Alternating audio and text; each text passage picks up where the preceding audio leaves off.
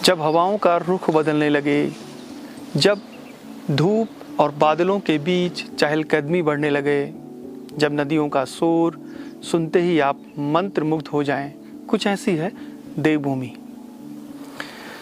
यहाँ की गर्मी में भी ठंडक का एहसास दिखने लगता है।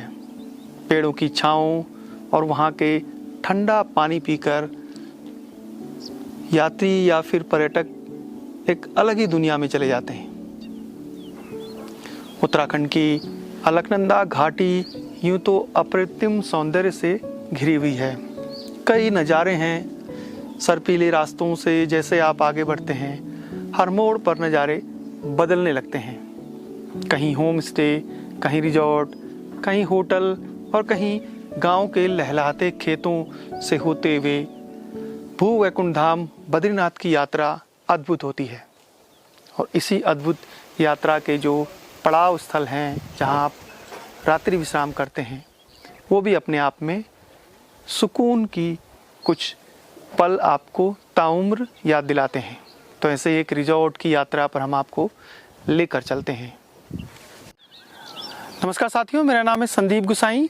चारधाम यात्रा के जो मुख्य राष्ट्रीय राजमार्ग हैं, उससे जब हम लिंक रोडों पर चलते हैं तो हमें बहुत अच्छी जो होम स्टे रिजॉर्ट मिलते हैं। ऐसा ही एक रिजॉर्ट है खलताल रिजॉर्ट, जहाँ पर आप जब यात्रा पर निकलते हैं तो कुछ समय रिलैक्स होने के लिए आ सकते हैं।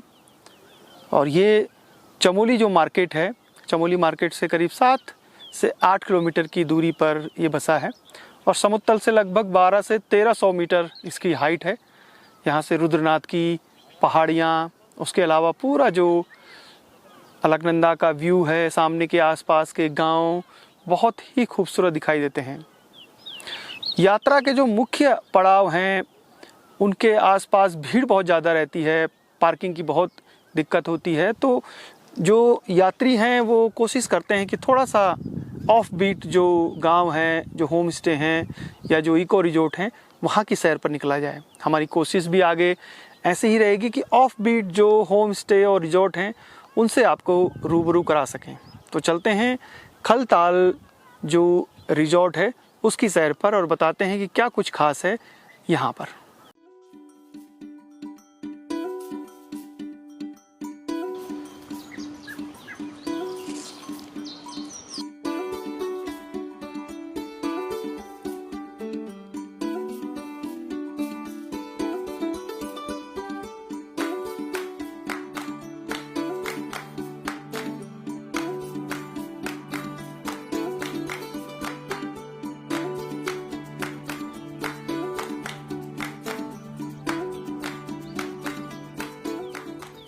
मैं आपको बताऊं कि जैसे आप भी जानते हैं कि हम देहरादून में या तमाम दिल्ली, मुंबई, चंडीगढ़ जा कर के पिछले कई वर्षों से रिवर्स माइग्रेशन को लेकर के लोगों के बीच जाते हैं, तमाम तरह से भाषणबाजी करते हैं। तो मुझे भी कहीं जब फेसबुक पे मैं लिखता हूं या कहीं भाषण देता था तो ये लोग बीच में कहते थे कि भाई आप लोग तो देहरादून में रह रहे हैं, औरों को कह रहे हैं कि आप गाँव लौटिए, तो आप लोग क्या कर रहे हैं। तो मैंने हमेशा ही कहा कि मेरा तब भी कभी भी पलायन नहीं था गाँव से पहले, क्योंकि माँ जी, पिताजी, भाई बहन सब लोग हम गांव में हैं और पूरा गांव हमारा आबाद है। तो ये सोच के कि मैंने कहा चलो मैं अपनी तरफ से की पहल करता हूं। तो मैं यहाँ पे 5 साल मुझे ये जगह सेलेक्ट करने में लगी, क्योंकि मुझे टेम्परेचर देखना था। क्योंकि मैठाणा अपने आप में बहुत गर्म जगह है, नंदप्रयाग, चमोली, ये घाटी है, पूरी गर्म घाटी है। लेकिन मुझे एक व्यू पॉइंट चाहिए था। तो जब यहाँ सड़क नहीं भी थी तब भी मैं इस जगह को देखता था। यहाँ पे आया तो इस जगह को देखा मैंने टेम्परेचर के हिसाब से। जैसे अभी ये दिन के 12 बजने को है और यहीं से आप आधा किलोमीटर नीचे जाएंगे तो यहाँ पे अभी आपको टेम्परेचर मिलेगा 28 या 30 के आसपास में, जबकि आप आधा किलोमीटर ऊपर हैं। और इस जगह पे अभी आप गूगल में देखिएगा तो टेम्परेचर आपको 18-19 से ऊपर नहीं मिलेगा। जैसे 4 से 5 बजती है तो वो तेज़ आंधी तूफान वाला जो, उसको भी वो एक अलग ही मज़ा है उसका भी। ऐसा नहीं कि डरावना नहीं। और रात आपकी बिल्कुल ठंडी, बिना रजाई और कंबल के आप इस जगह पर रह नहीं सकते हैं। तो कोई भी अगर टूरिस्ट आ रहा है तो वो किसी जगह पे क्यों जाए, तो बाहर से दिल्ली से या मुंबई से अगर कोई आता है तो वो सिर्फ इसलिए आता है कि मुझे पहाड़ में जाना है, पहाड़ वाला फील, उसको एक ठंडा मौसम चाहिए होता है, तो वो यहाँ पे परफेक्ट है। हाँ, औली जैसी बर्फ़ नहीं है, चोपता जैसी बर्फ़ नहीं है, लेकिन खूबसूरती के मामले में ये जगह किसी से कम नहीं है। हाँ, ये सबसे अच्छा इसका है कि जैसे आप ऋषिकेश से आते हैं या देहरादून से आते हैं तो 234 किलोमीटर देहरादून से पड़ता है। ऋषिकेश से मैंने जो अपने मीटर, गाड़ी के मीटर से जो देखा है, तो 200 किलोमीटर खलताल की दूरी आती है। एयरपोर्ट से अगर आप आते हैं तो 202 किलोमीटर है। यहाँ पर से नाइट स्टे हमारा जो टूरिस्ट है वो आते हैं, यहीं पे रुकते हैं, रात को रुकते हैं और सुबह वो औली जाते हैं, पूरा दिन वो औली घूमते हैं और शाम तक वो जब तक उनकी मर्जी होती है 8-9 बजे तक वो यहाँ पहुँच जाते हैं, या कोई 3-4 बजे भी आ जाते हैं लौट के, लेकिन उनको जितनी देर वहाँ रहना है उसके बाद वो यहाँ पे आ जाते हैं। इसी तरह से क्योंकि औली यहाँ से 55 किलोमीटर है, यही 56-57 किलोमीटर आपका यहाँ से चोपता पड़ता है और इतना ही आपका तुंगनाथ। तो ये मान के चलिए कि ये एक ऐसा सेंटर पॉइंट है कि जहाँ से आप औली, बद्रीनाथ, चोपता, तुंगनाथ, रुद्रनाथ, कार्तिक स्वामी और बैरासकुंड, चित्रकाठा जैसे ये दर्शनीय स्थल हैं, इन जगहों पे आप जा सकते हैं और वापस इस जगह पे आ सकते हैं, जहाँ पर भले ही नाम इसका रिजॉर्ट दिया गया। तो मैं कई बार सबको बोलता हूँ कि रिजॉर्ट सोच के ये मत आइए, आप इसको पहाड़ी रिजॉर्ट बोलिए और एक होम स्टे ही इसको मान के चलिए। यहाँ पर आपको घर जैसा खाना, घर सा रहना और वही घर वाला फील मिलेगा, लेकिन शांति और सुकून वाली जगह है।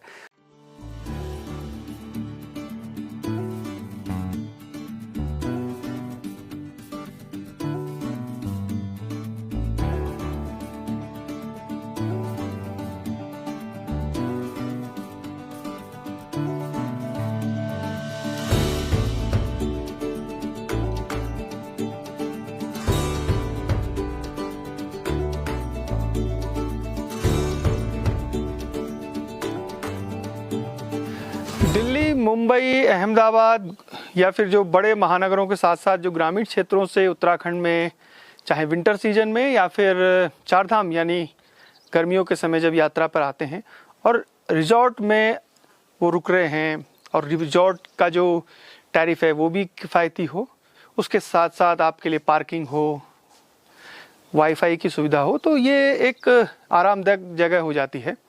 वैसे अगर मैं आपको बताऊं तो जब चारधाम पर निकलते हैं हम, तो ऋषिकेश से जब हम गंगोत्री, यमुनोत्री, केदारनाथ, बद्रीनाथ इस जगह पर जाते हैं तो जो हाईवे है वो घाटियों से होके हुए गुजरता है और काफ़ी गर्मी रहती है घाटियों में। जिस तरह मैदानी इलाकों में गर्मी रहती है उसी तरह घाटियों में, लेकिन घाटियों से जैसे ही आप ऊपर पहाड़ की तरफ जो लिंक मार्ग हैं वहाँ की तरफ आते हैं तो फिर थोड़ी ठंडक मिल जाती है। खलताल एक ऐसी जगह है जहाँ से नज़ारे बहुत, गोपेश्वर शहर, उसके अलावा चारों तरफ की पहाड़ियाँ और ठंडी ठंडी हवाएं भी चलती रहती हैं। जरा सा मौसम ख़राब हुआ नहीं कि पूरी जो घाटी है उसमें ठंडक शुरू हो जाती है। और मई जून में जब आप घाटियों से हाईवे पर जाते हैं तो डिहाइड्रेशन, गर्मी की वजह से बहुत दिक्कतें होती हैं। तो कुछ समय जैसे आप बद्रीनाथ जा रहे हैं या बद्रीनाथ से लौटकर फिर केदारनाथ जा रहे हैं या केदारनाथ से बद्रीनाथ की तरफ मूव कर रहे हैं, तो जो मंडल ऊखीमठ, चोपता, मंडल, गोपेश्वर वाले मार्ग से आप 1 दिन या 2 दिन यहाँ पर स्टे कर सकते हैं। ये इसकी सबसे बड़ी यूएसपी है। और आसपास गांव भी आप एक्सप्लोर कर सकते हैं जब आप विंटर के समय आएँ। विंटर के समय में सन बाथ यानी गुनगुनी धूप का आनंद लेने के लिए इससे बेहतरीन जगह कोई नहीं है। सूरज जब आता है तो आप आराम से बाहर गुनगुनी धूप का आनंद ले सकते हैं। यानी विंटर हो या फिर समर, दोनों के लिए ये खलताल एक बेहतरीन रिजॉर्ट है और भविष्य में बहुत अच्छी तरीके से इसको और भी डेवलप किया जाएगा, ख़ास तौर पे अगर आप पूरी फैमिली के साथ आना चाहते हैं।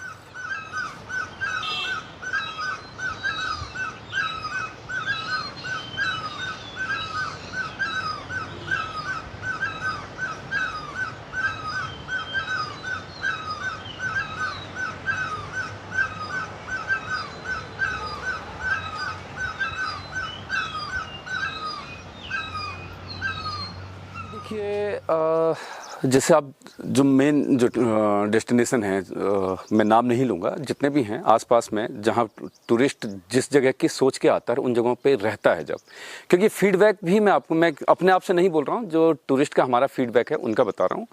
वो आते हैं जैसे औली, चोपता, बद्रीनाथ, केदारनाथ, उन जगहों को जाने के लिए ऑनलाइन बुकिंग रहती है, लेकिन जब वो हमारे यहाँ पहला उनका स्टे होता है तो यहाँ पे जो चार्जेस हमारे होते हैं वो ये कहते हैं कि जितना आपका यहाँ ये कॉटेज है, इसको अगर आप उन जगहों पे लेते हैं तो 8 से 10 हज़ार का उनका इसका किराया पड़ता है। यहाँ पर आप देखिए कि साफ़ सुथरे स्विच टेंट हैं और इनमें आपको हमारा जो पैकेज है 1200 रुपया पर हेड है, 1200 रुपया पर हेड। उसमें स्टे करेगा आदमी और सुबह का ब्रेकफास्ट और 2 से 3 टाइम की उसको चाय जब भी वो मांगे वो उसको मिलेगा। फिर पहले वाले जो हमारा था उसमें कि खाना भी हम इंक्लूड देते थे उसमें करके, जैसे 1500 रुपये में पर हेड 1500 था, तो उसमें आपका डिनर या लंच दोनों में से एक जो भी वो सेलेक्ट करे तो 1500 रुपये में और ब्रेकफास्ट भी उसको मिल जाता था। पर हेड का था ये चार्ज है। तो आप समझिए कि जहां आप 8 से 10 हज़ार रुपया खर्च करना वो आपको 1500 में वो चीज़ मिल जाती है और बिल्कुल साफ़ सुथरा ताज़ा खाना आपके सामने बनता है। आप घर जैसा खाना, घर जैसा रहना, तो ये जगह है। टूरिस्ट सबसे अच्छी बात यह है कि हमारे अच्छा फीडबैक है कि जो हमारे यहाँ पे जो टूरिस्ट आ रहा है उसका फीडबैक है कि वो हमारी इन व्यवस्थाओं से, हमारे इन संसाधनों से बड़ा खुश है। औली जा करके जैसे यहाँ से टूरिस्ट आया तो यहाँ से सारा सामान पैक करके वो लेके चले गए, तो हम जैसे उनको बोलते थे कि भाई आप यहाँ से आना जाना कर सकते हैं, तो उनका उस समय ये रहता है कि शायद ये अपने लिए बोल रहे हैं कि हमारा बिजनेस। और ये वो जब चले जाते हैं तो वहाँ जा करके जब वो रेट ज़मीन आसमान का अंतर हो जाता है तो वो कहते हैं, फिर कॉल आती है उनकी कि सर हम पूरा दिन घूम लिए, अब यहाँ रुक के करना क्या, हम चाह रहे हैं कि वहीं आ जाएं, कि आपके यहाँ जगह खाली है। तो इस तरह से देखा कि उसका मतलब यह है कि आदमी भाई 2 पैसा बचाना है किसी ने भी, और ख़ास तौर पे जब कोई एक अपने घर से बाहर घूमने निकलता है तो ज़्यादा से ज़्यादा बजट उसका एक टाइट रहता है।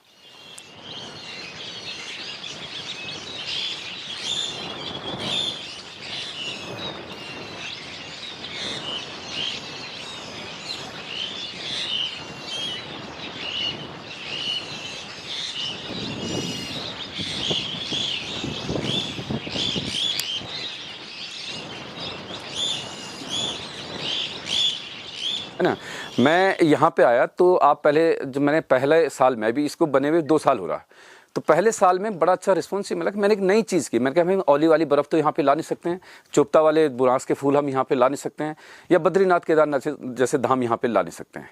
यहाँ से आपको स्टे करके उन जगहों पर जाना और वापस आना है। लेकिन यहाँ क्यों आया आदमी, तो यहाँ पे मैंने एक नई चीज़ क्या किया कि विलेज वॉक करके जो ग्राम दर्शन, तो उससे कॉन्सेप्ट ये है कि जो मेरा टूरिस्ट यहाँ पे आता है उसको हम ये कहते हैं कि चलिए आप आज यहाँ पे रुकिए, रात का हम आपको खाना जो भी हम दे रहे हैं वो आप खाइए, सुबह जो नाश्ता आपका होगा, जो आपका ब्रेकफास्ट होगा, वो जो नज़दीक में जो गांव होंगे वो उस गांव में जाएंगे।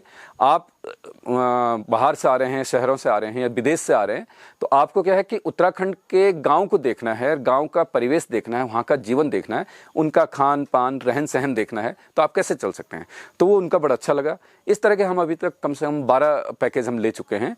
और यहाँ से एक सेमडुगरा गाँव है, लासी है, और विनायक सेंड लासी में बहुत खूबसूरत जगह है यहाँ से, वहाँ बर्फ़ भी गिरती है। तो यहाँ से जब लेके गए तो उसका एक सकारात्मक पहलू क्या है कि टूरिस्ट हमारे यहाँ तो रुकता ही है, हम उससे अपना जो पैकेज है वो चार्ज तो करते ही करते हैं, लेकिन टूरिस्ट को जो ग्राम दर्शन, जो ग्रामीण पर्यटन के हिसाब से ग्राम भ्रमण का जो करवाते हैं विलेज वॉक में, तो उसमें जो स्थानीय युवक हैं उनको शामिल किया जाता है। उनको 1000-2000 जैसे उनका पैकेज बनेगा पर डे का, और प्लस जिस ग्रामीण के घर पे ये खाना अरेंज किया जाता है, जैसे ब्रेकफास्ट हो गया, लंच हो गया या डिनर भी है, तो वो सारा पेमेंट उनको दिया जाता है उससे।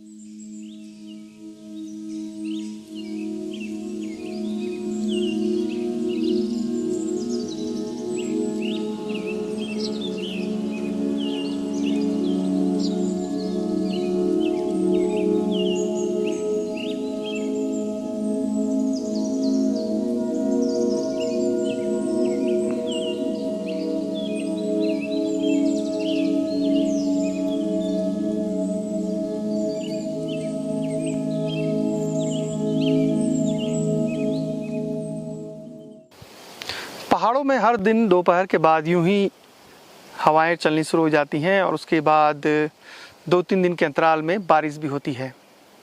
तो जब भी आप चारधाम यात्रा या पहाड़ों में आने का सोच रहे हैं तो इस बात को ज़रूर ध्यान में रखें कि बारिश कभी भी कहीं भी मिल सकती है।